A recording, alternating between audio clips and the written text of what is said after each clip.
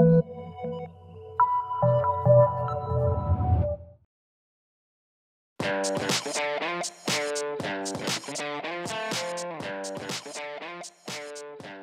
this is Ludwig Kietzmann. I'm editor-in-chief of Joystiq.com. We're talking about our favorite games of the last decade, and mine has to be Shadow of the Colossus.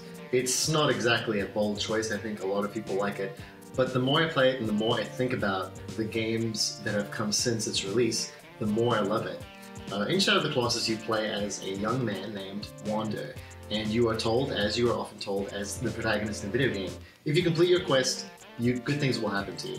You will have the love of your life revived. She will be brought back from the dead if you kill every single Colossus striding across these lands. So what's interesting here is that it is a very pure game. The directive is very obvious. You have to kill these monsters, that's it. There isn't a lot of distractions, there's no progression system, there's no XP. In fact, the only way that you evolve in this game as the character is sort of an anti-progression system. You become ill, you become sick every time you kill one of these monsters. There's this black mist that surrounds you and your clothes become all tattered, and it's a little disturbing to see yourself degrade in such a way, because killing each of these monsters is such a tremendous physical strain on you. One of the best things about the game is how pure the heads-up display is. There's only one major icon that you have to worry about, and that is your grip. And I think that is very central to the emotional hook of the game. It's that feeling of just barely holding on to these beasts. You're just making it. Sometimes you have to let go and quickly find a new spot to position yourself before you fall off. And that's a feeling that I think anyone can identify with. The fact that these creatures are essentially moving levels is very interesting. So if you put on your game designer hat, you can see that there is a little bit of platforming, there's climbing, there's puzzle solving. It is a level, but because it moves and because it moves through a larger world, it gives it a different feeling. It feels alive. And one of the best things that the game also does to root you in this world is to give you this incredible sense of scale. It's like when you walk through a city that is just populated with giant skyscrapers and you look up and you feel really small. You may feel small, but you feel like you're there. It feels like there are things happening around you that are bigger than you. That's another interesting emotion that Shadow of the Colossus taps into. Of course, you can't really discuss Shadow of the Colossus without discussing its ending, and without spoiling anything.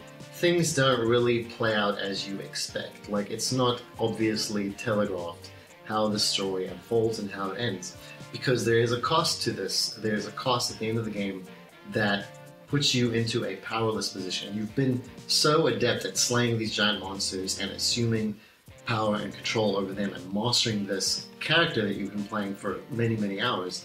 It's a bit of a shock to have that power taken away from you and realize that what you were told wasn't essentially the truth. What you were doing might not have had a positive net result. It was actually very selfish. What's great about the open world in Shadow of the Colossus is how open and how desolate it is, but there is a little bit of life, and you are slowly but surely extinguishing it. You are killing the last remnants of this life for a selfish reason. When we play these open world games, we often describe them as playgrounds because it's a big open environment which is designed for you to have fun. You're supposed to play with the toys that you have. But in Shadow of the Colossus, you feel a different responsibility at the end. You feel like you have made things worse. You feel like you haven't had as much fun as you thought. And that doesn't mean that the game isn't fun. It's a very affecting, interesting, and fun experience. But you are left with questions at the end. And that is why I think it's one of the best games of the last 10 years. It felt involving, it is filled with tension, there's exploration, and by the time that you complete it, you feel rewarded, but it is slightly colored. There's a tinge of sadness in this game, and you really evaluate your actions. And that's something that we always want in a game. Like, we want to feel like we're exploring these worlds and having an effect on them. But usually that effect is always positive or always destructive and always fun. By the end of Shadow of the Colossus, you wonder, was your presence in this world really all that positive? My experience of the game is fully positive, and I would obviously recommend it to anyone who hasn't played it yet. But we need more games that are thought-provoking in that way, or that at least have a purity of vision and know what they're trying to do in these open worlds and not succumbing to, millions of side quests and XP-driven loot bonuses / headshots.